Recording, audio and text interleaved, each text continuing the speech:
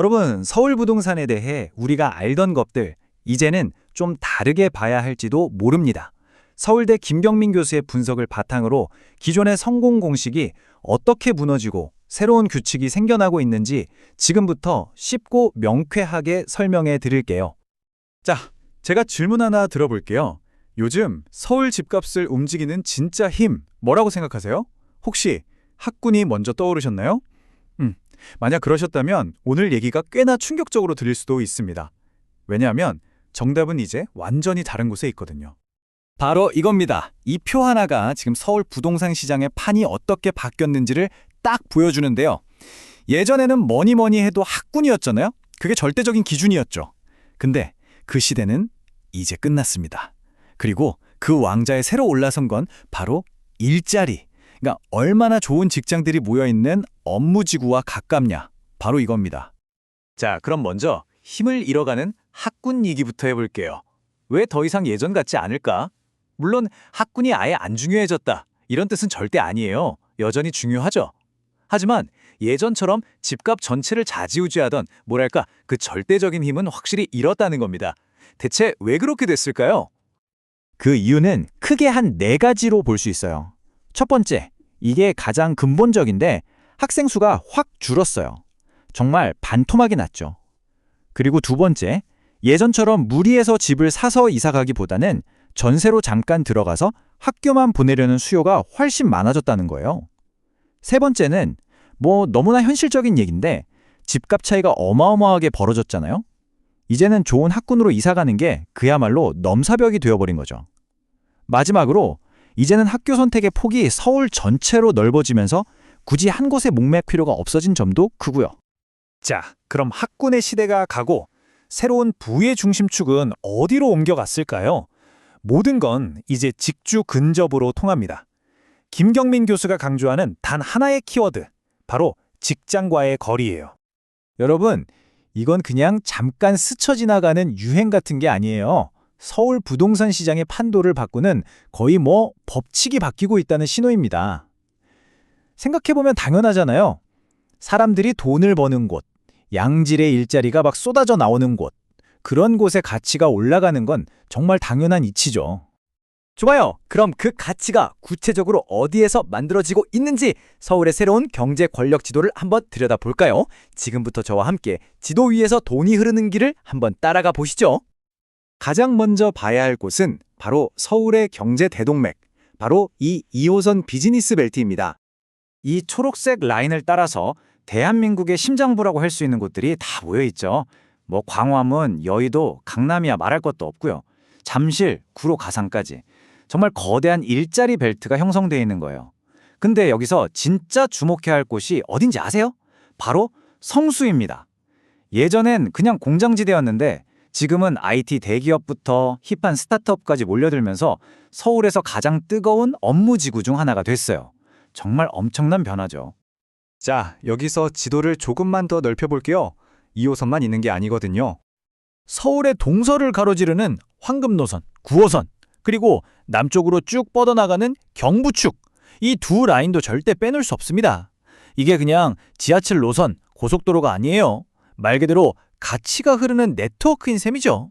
9호선은 서쪽 끝 마곡의 공항 비즈니스 지구부터 동쪽 강동까지 이어주고, 경부축은요, 남쪽으로 판교, 수원에 대한민국 IT 심장부까지 연결해 주잖아요. 결국 돈과 인재가 바로 이 길을 따라 움직이고 있다는 뜻입니다. 자, 그런데 말이죠. 시장은 이렇게나 역동적으로 변하고 있는데 왜 정부 정책은 이걸 제대로 따라가지 못하고 있을까요? 바로 이 지점에서 현실과 규제 사이의 괴리가 발생합니다. 김경민 교수는 이걸 아주 재미있는 비유로 설명하는데요. 바로 서울 일시정지라는 착각에 빠져 있다는 겁니다. 이게 뭐냐면 막 끓어오르는 냄비가 있는데 그 뚜껑을 손으로 꾹 누르고 있는 거예요. 규제로 거래를 잠깐 멈추게 할 수는 있겠죠. 하지만 밑에서 인플레이션과 공급 부족이라는 물이 계속 활활 타오르고 있는데 언젠가는 끓어 넘칠 수밖에 없지 않겠어요? 대표적인 예시를 한번 볼까요? 얼마 전에 25억 원이 넘는 아파트는 대출을 막는 규제가 있었죠. 자, 이 정책의 의도는 분명했어요. 초고가 아파트 사는 부자들, 이제 그만 좀 사라, 이거였죠. 그럼 이 정책 과연 효과가 있었을까요? 교수님의 대답은 정말 촌철살인입니다. 한번 들어보세요. 40억짜리 아파트를 사려고 현금 34억을 동원할 수 있는 사람한테 대출 규제가 무슨 의미가 있겠습니까? 그렇죠. 사실 이런 분들한테 대출 몇 억 더 되고 안 되고는 구매 결정에 아무런 영향을 못 미친다는 겁니다. 그냥 사소한 불편함일 뿐이죠. 자, 그럼 이렇게 비판만 할 게 아니라 교수님이 제시하는 해법은 뭘까요?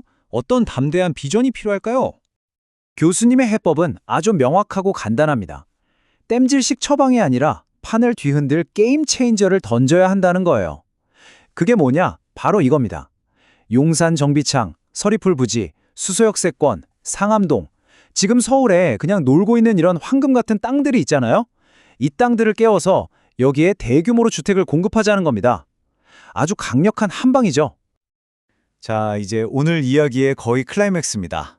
서울의 오피스타워 딜레마? 어쩌면 이게 가장 중요한 얘기일 수 있어요.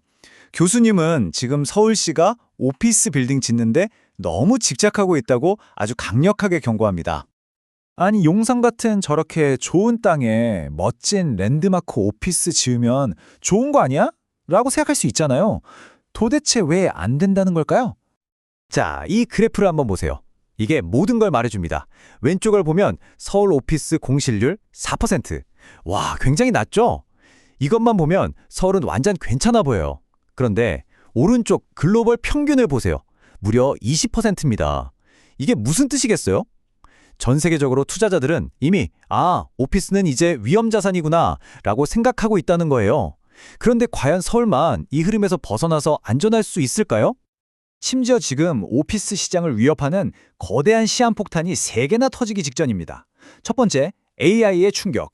이제는 단순 사무직뿐만 아니라 최고급 엔지니어의 일자리까지 AI가 대체하고 있어요. 두 번째, 포스트 코로나 시대의 근무 형태.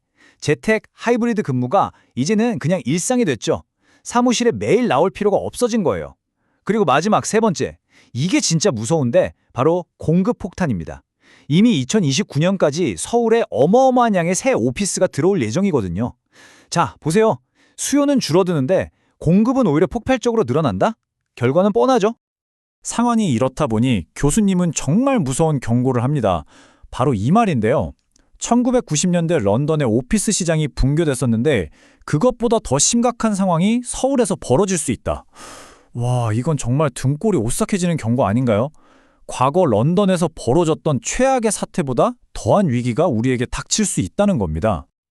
자, 그래서 오늘 이야기의 마지막 질문입니다. 지금 우리 눈앞에 황금 같은 땅들이 놓여 있습니다. 이 땅에 과연 서울은 무엇을 지어야 할까요? 사람들을 위한 집을 지을 것인가? 아니면 어쩌면 텅 비게 될지도 모를 미래의 오피스 타워를 지을 것인가? 여러분은 어떻게 생각하시나요? 이 선택에 우리 모두의 미래가 달려 있습니다.